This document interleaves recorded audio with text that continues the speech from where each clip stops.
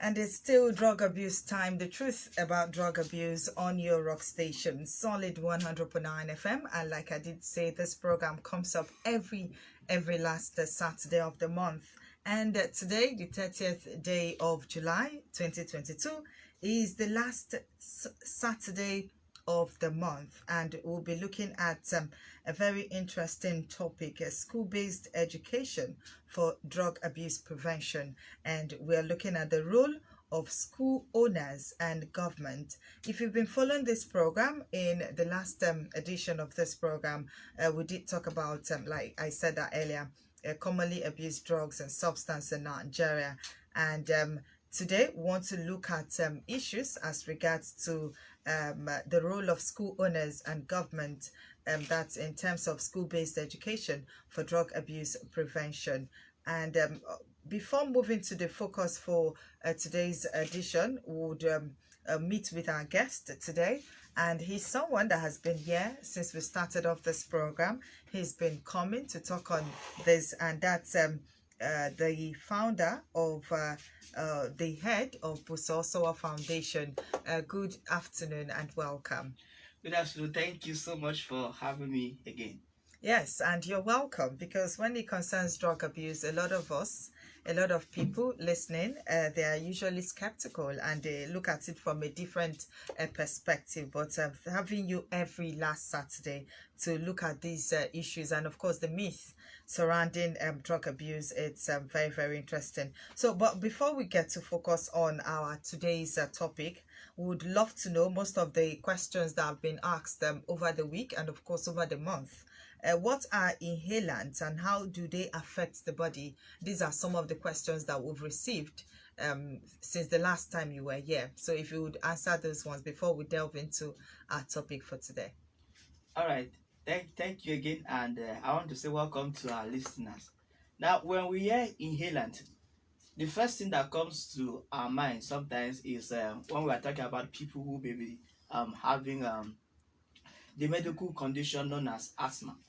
But when it touches on drug abuse, inhalants are household products or workplace products that people inhale to give them an immediate rush or what is called high. So those inhalants include spray, body spray, paint, nail polish, fuel. Sometimes it goes further to kerosene, and whatever it's able to produce a kind of intoxicating effect when it is inhaled, those products or those things qualify as inhalant. Now, inhalant can be very dangerous to the brain because it gives to the brain and to the body an amount of air, what would have been known as oxygen if it was a normal process. And so this high goes straight to the brain. Now, the dangerous thing about inhalant is that the effect lasts only for a couple of minutes. And so because it lasts only for a couple of minutes, the person who is using it has to continuously use it. And sometimes he has to repeat the same process over and over again just to get that that highness or that feeling that those products give to them. The dangerous thing is that when it is inhaled, it can lead to loss of consciousness and eventually death. And so inhalants are very dangerous. Some people go as far as sniffing public toilet latrines just to get a sense of a highness, so to say. What they do not know, like we have always emphasized on this program, is that whatever substance you put into your body that is not supposed to be in your body, you are destroying your body. And so inhalants will usually cause damage to the brain because you are sending to the brain chemicals that the brain is not supposed to be receiving. People have used inhalants and died in the process. Some have lost consciousness in the process. And so the effect of inhalant can be very dangerous, and no one should contemplate using inhalants. Okay, and one of such question again is what is prescription drug abuse and how do they affect the body? I think this is the final question we'll take before we move into the next Okay. topic. I remembered on our last episode, someone was trying to ask why are we not putting so much emphasis on the people who are producing illegal drugs. Yeah, exactly. So prescription drug abuse refers to drugs that are legal, drugs that are recommended to treat different kinds of illnesses, and so doctors prescribe these drugs. Only that when those drugs are abused or taken overdosed, they now begin to leave the major reason why the drugs were produced in the first place, and now begin to produce another effect in the person's body. We have the issues of tramadol and codeine. Now, tramadol, codeine has been, there was a time the federal government banned codeine. My first contact with young people using codeine, I came back from work late and I was passing through a place. So I saw a group of four teenagers. They should be about 15 or 16 or thereabout. And so they just opened short bottles and threw inside their mouth. The next morning I came back to that place and picked those bottles and I saw that it was bottles of codeine syrup. Now, these drugs are supposed to be taken. Codeine is actually used for treatment of cough, while tramadol is used for treatment of pain. Tramadol qualifies as a painkiller. But when these substances are taken overdose and abused, they produce highness. Now, for the issue of tramadol, people and young people use tramadol to stay longer while having sex. We have had stories upon stories in this nation where young people have died while having sex because they were under the influence of tramadol. Now, I want to re-emphasize again.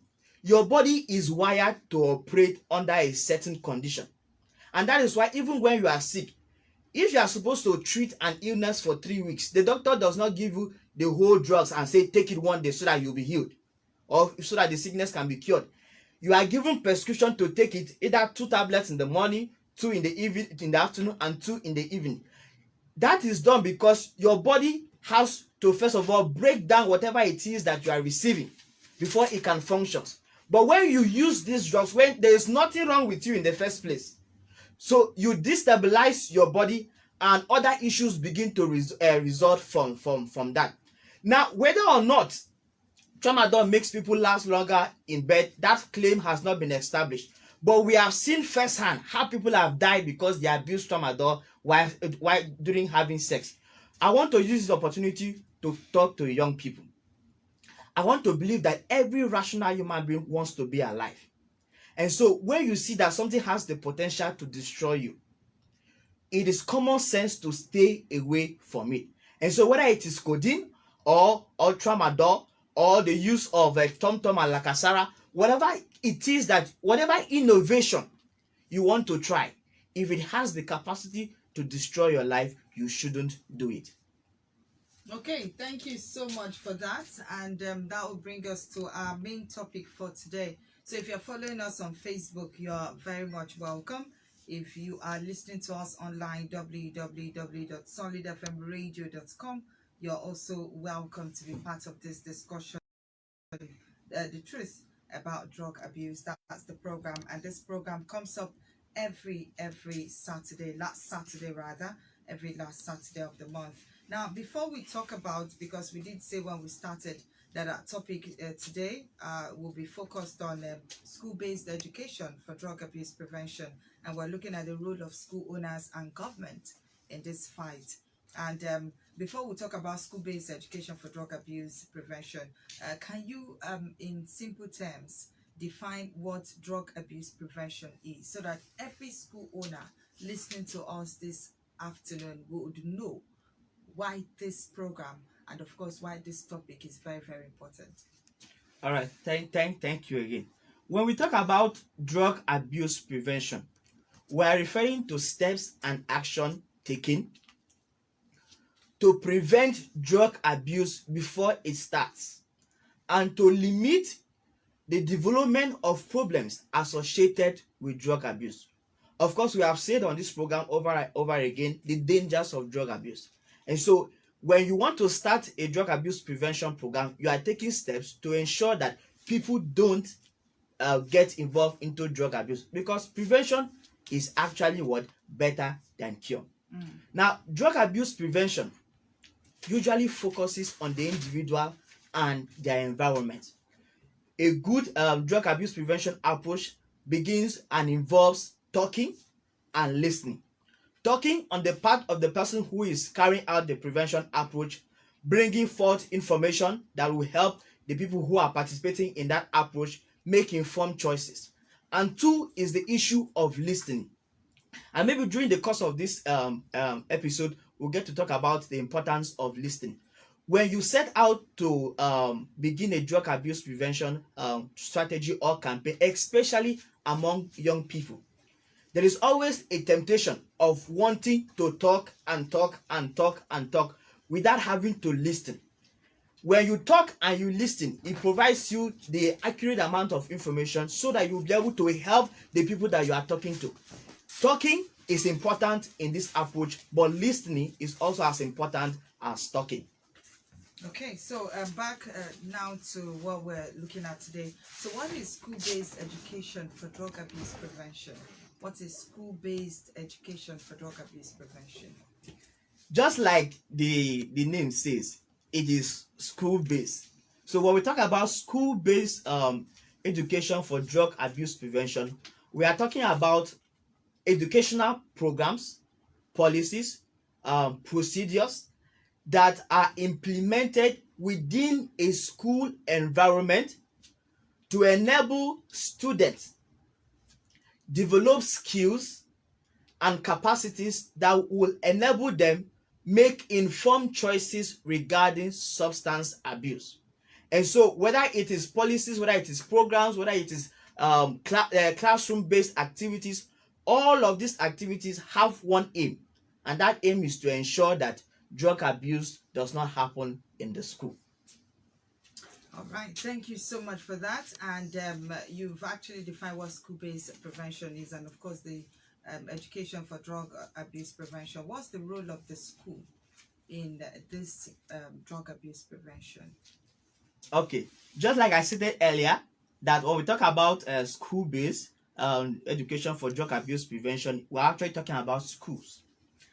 I believe, and it is common knowledge, that schools are meant to teach skills, impact knowledge, and help students develop value systems that would enable them to become better parts of the society. When we talk about drug abuse in relation to the school, we are talking about the school being involved in helping young people develop values that will help them make healthy choices when it comes to what? To drug abuse. Why are we saying this? Globally and even within our context, we see that a major component of the life of young people, from childhood to becoming a teenager and even to becoming a young adult, a bulk of our lives revolves around education. Some people spend close to 7 to 8 hours every weekday from Monday to Friday in school. And if there are extracurricular activities, students spend more than 7 to 8 hours in school. So you see that school, it forms a big part of the lives of young people. And so when we talk about what is the role of the school, because we know that the schools have influence over young people, over students, we are saying that let the school be involved in the fight against drug abuse.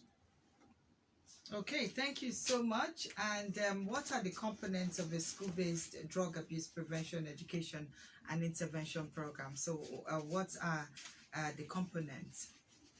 Okay, there are two components of an effective school-based education for drug abuse prevention. The first component is that intervention or that program must focus on equipping young people with accurate information about drug abuse. Two, it must equip them with the life skills necessary to help them make informed choices and handle different life situations without turning to drugs. Because the challenge is that when young people are not taught how to deal with certain situations, drugs are usually the alternative. And so the first component of a school-based education for drug abuse prevention should be on equipping young people with accurate information on drugs, and then the life skills necessary for them to be able to handle the situations that confront them without having to turn to drugs. All right, if you just tuned in, this program is the truth about drug abuse, and you can be part of it. You can either call us on our studio lines 0909 771 109, or you can call 0902311 109 and 0705 079 1009. You can follow us on Facebook, watch us live on Facebook, Solid 100.9 FM. If you have questions as relating to our topic today, school-based education for drug abuse prevention, the role of school owners and government, and Mr. Busosowoye has been able to look in depth on this. And we're still moving on with our topic. So what is Busosowo Foundation doing to promote drug abuse prevention in Enugu? Because I know you're doing a whole lot. So what are you doing in respect to Enugu as a state, and of course on schools as well? All right. Now, before I answer that question, I just needed to add something else. That when we talk about school-based education, now one major component is the fact that we need to make sure that our schools are safe. Because when in my experience, sometimes you go to schools and when you are speaking with students and the kind of questions that they ask, you wonder if there are no people around that those questions are to be directed to. And so any school that wants to implement a school-based education for drug abuse prevention must ensure that the school is safe. And how can the school be safe? Is through having clearly communicated policies that enables students to interface with teachers without fear, and enable teachers to interface with students and parents without fear. Now, back to what Busosowo Foundation is doing as regards drug abuse prevention in Enugu. Since our inception in 2018, we have remained committed to helping young people build resistance against drug abuse. Now, we have not only done that in Enugu, but we have done that in a couple of other states. And our first method, our approach, is to go where we can find these students themselves and begin to talk to them before they get influenced by other factors that contribute to young people abusing drugs. So when we go out for our campaigns in neighborhoods, in schools, in villages, and in religious houses, we go with the intent of helping young people build resistance against drug abuse. After 4 years of implementing and using these strategies across the country, we developed and published the Drug Abuse Prevention Trainers Booklet for parents, teachers, drug educators, and everyone working with young people. The beautiful thing is that this booklet is available in electronic copies and in printed copies, and it is free of charge. If you want to get the electronic copy, you go to our website at www.busaosofoundation.org/trainers booklet.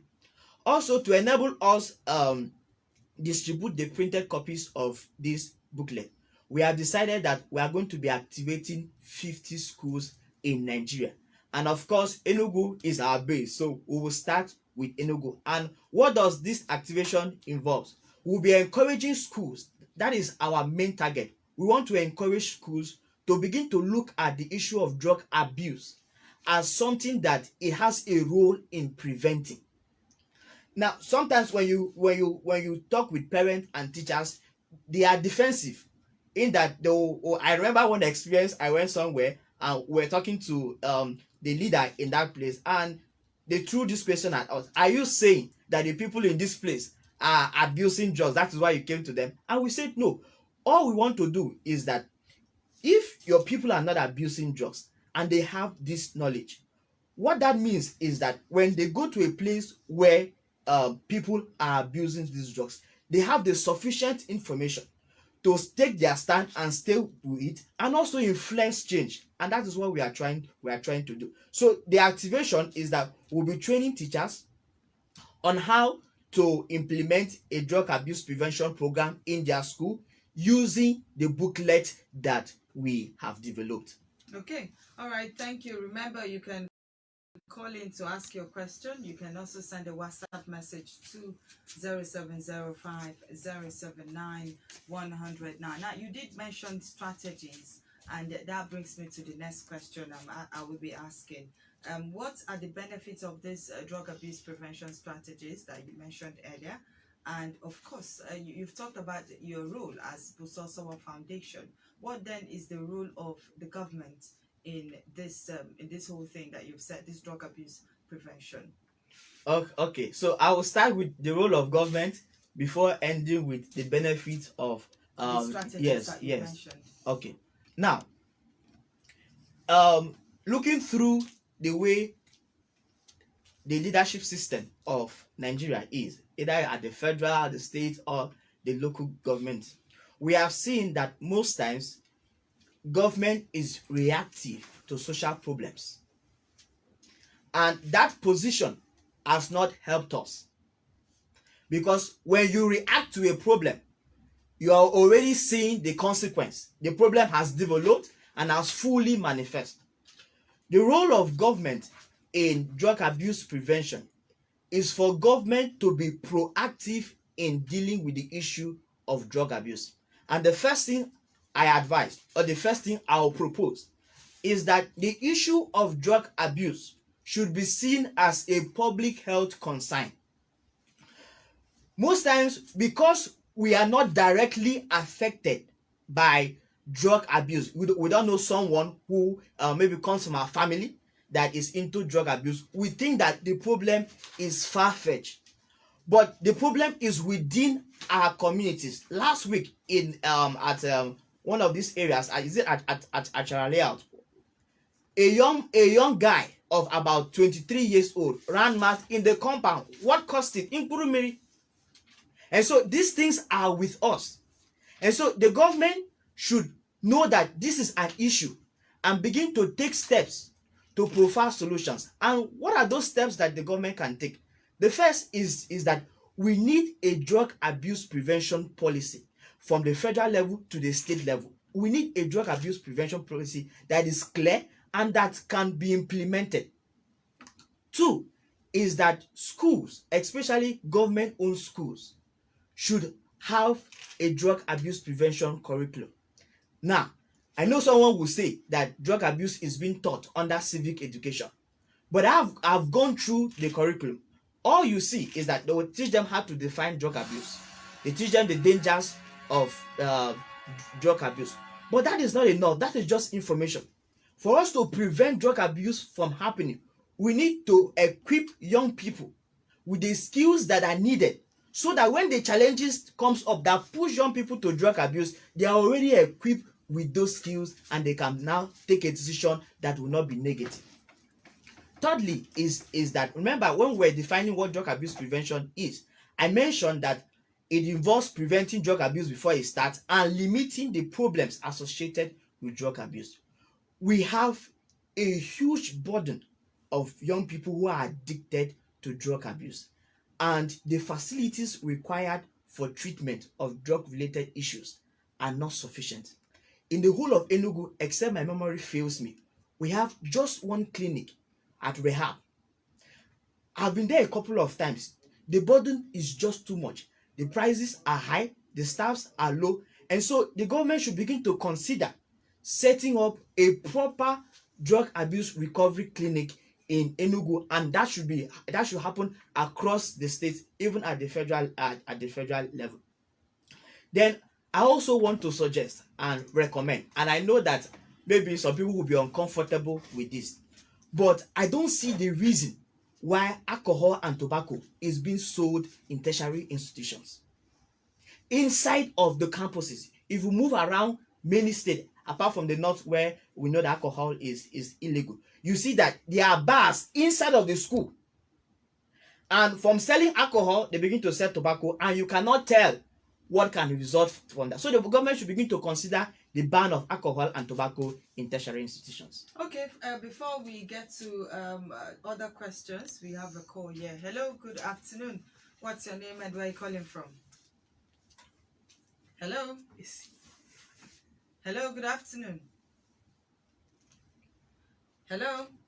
All right, thank you so much for calling. Do try and call us back, 0909 771 1009, and we have 0902311109 and 0705 079 1009. The truth about drug abuse, that's the program you're listening to, and this program comes up every last Saturday of the month. So today is the last Saturday, and that's why we have Busosowo right here. He's from the Busosowo Foundation and is here to talk about school-based education for drug abuse prevention, the role of school owners and government in this drug abuse prevention. Hello.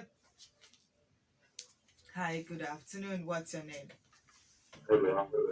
Hello. Hello. Hello. Hello. What is your name? My name is Adim. Sir? Adim. Adim, go ahead. Adim, go ahead. I have a question. Go ahead with your question. The government should not address selling drugs in the market at the school institutions. The government should do what? Should ban selling of. Do you know I can hear myself in your house, and it's a problem. If I can hear myself in your house, I can barely hear you. It will be difficult for me to hear you. Move away from your radio set. Okay. Okay, ask your question. Not ban selling of drugs in the institutions. Why is it that the government should not ban selling of drugs? Like, why is it that the government should not ban?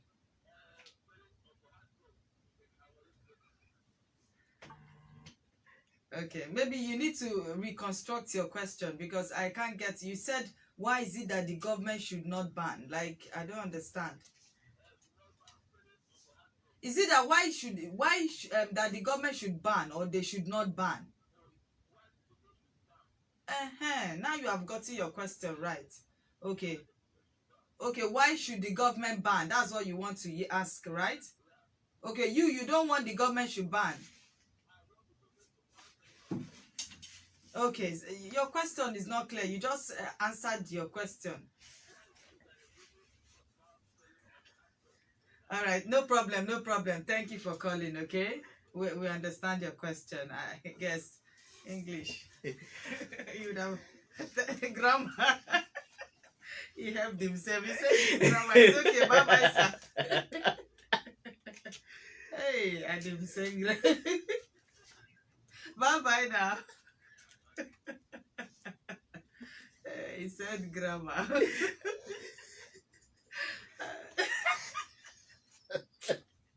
Bye-bye now. All right, thank you so much. I guess he's trying to explain something. What he's saying is he wants the government should ban. So the question is, why can't the government ban selling of alcohol? And you've actually answered that. So part of the things government needs to do. Yes. One of them you've mentioned is the ban of selling alcohol in tertiary institutions. Thank you, Adim. Hello. Yes, good afternoon. What's your name? Oga Gabriel Ani.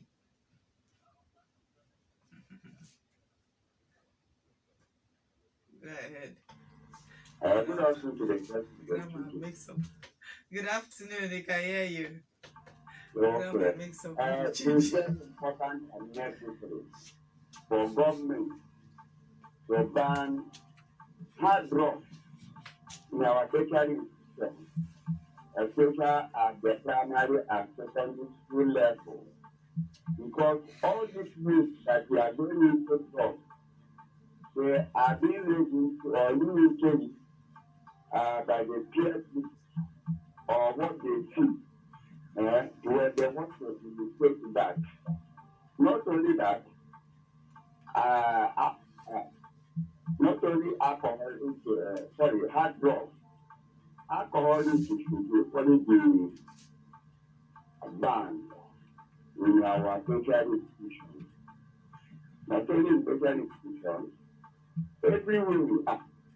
Because these are the things that devastate the intelligence and the body of the young people. And they also not only the young people, those that they are advanced, they engage in this drug abuse. I have seen some of them, they smoke Indian head, they smoke cocaine, and they use the pregnant to make a film.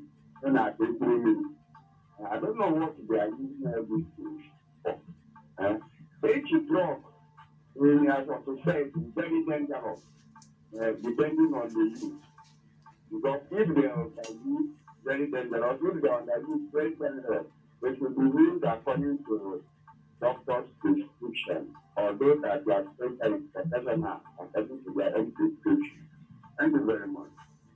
All right, thank you so much, Oga Gabrielani, for calling. We appreciate your call this evening on the program. Don't forget, this program comes up every last Saturday of the month, and today is not an exception.